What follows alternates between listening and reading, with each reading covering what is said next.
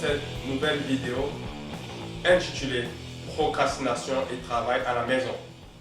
Je m'appelle Aubin, je suis actuellement à Paris en plein confinement tout comme vous et aujourd'hui nous allons voir comment mettre en place un système d'organisation stable de façon progressive et personnalisable.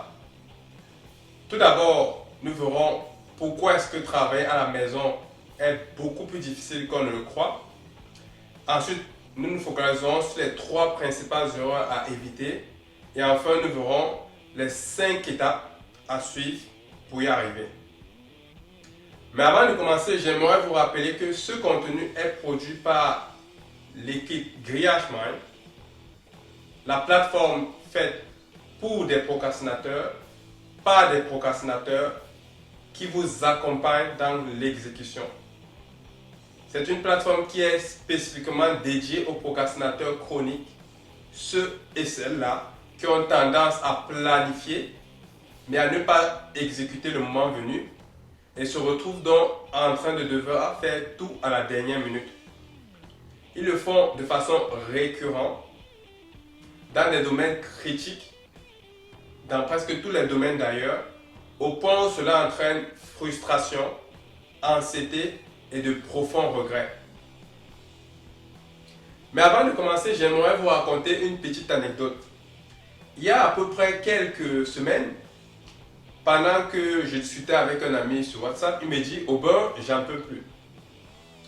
Depuis le début du confinement, mes collègues me foutent des réunions un peu partout dans mon planning. Je ne sais plus où donner de la tête. Un matin, je me lève, j'ai la flemme et je traîne, me disant que j'ai du temps. Et le lendemain, je me retrouve en train de devoir tout rattraper dans la panique. Je ne peux plus fonctionner comme ça, il me faut des routines. » Et là, je me suis mis à rigoler et je lui ai dit « Maintenant, tu comprends pourquoi est-ce que je me levais tôt le matin quand j'étais chez toi. » En fait, mon ami n'est pas le seul.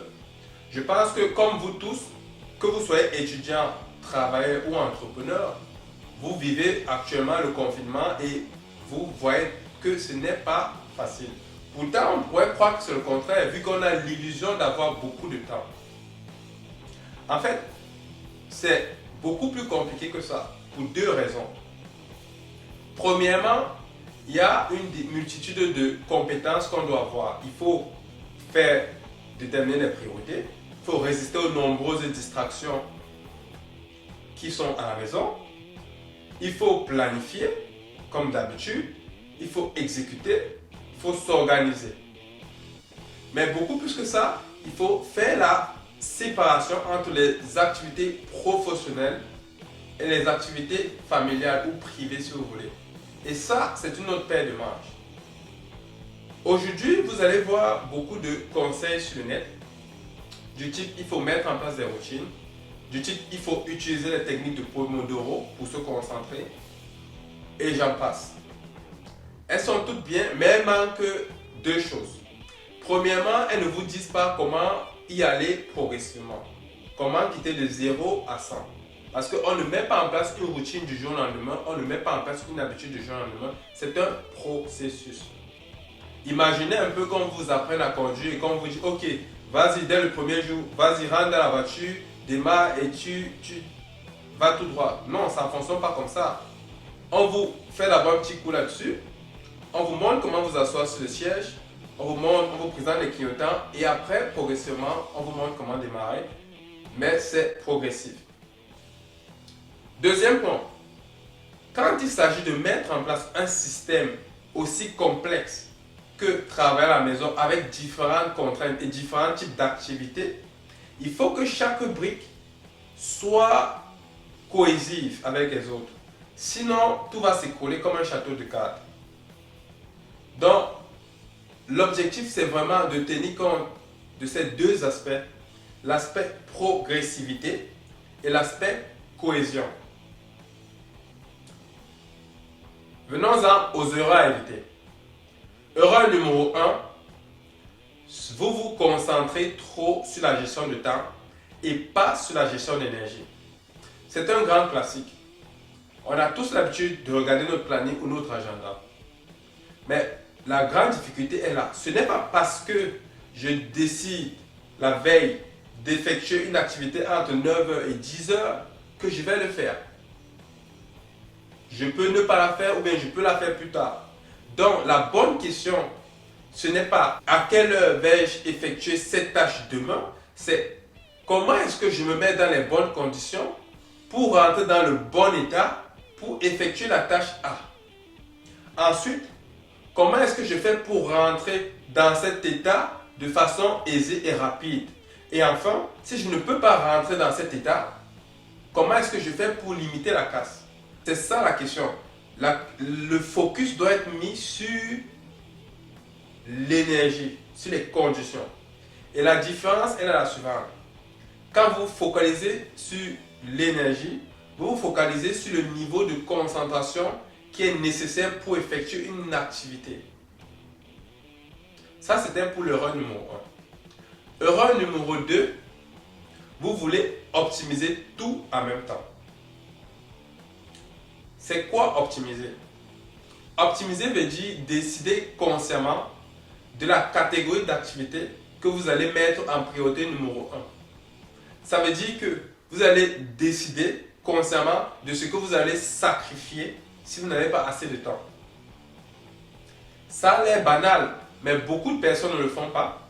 Elles se retrouvent donc submergées, elles finissent la journée et elles n'ont pas l'impression d'avoir accompli quelque chose d'une grande valeur. Elles ont fait beaucoup de choses à gauche, à droite, mais elles n'ont pas évolué véritablement.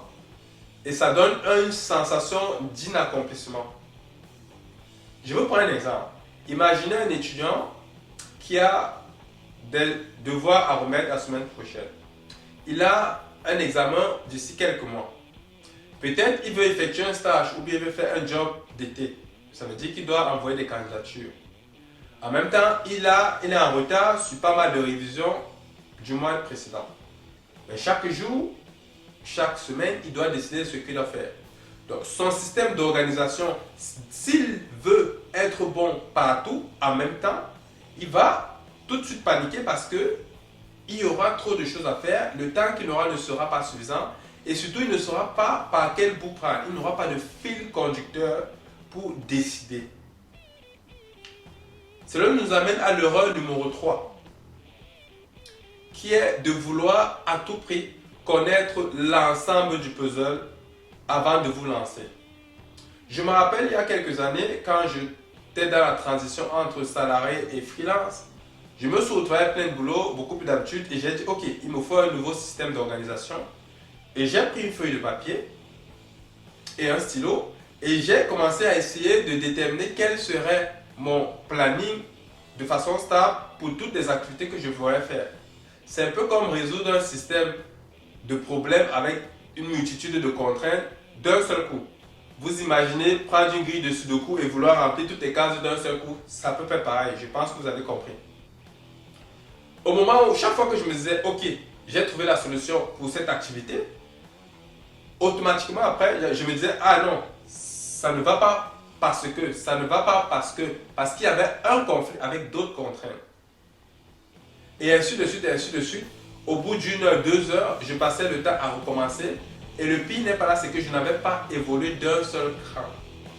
Donc il faut éviter de vouloir connaître tout de suite, dès le départ, à quoi doit ressembler votre système d'organisation au complet avant de commencer à vouloir l'implémenter.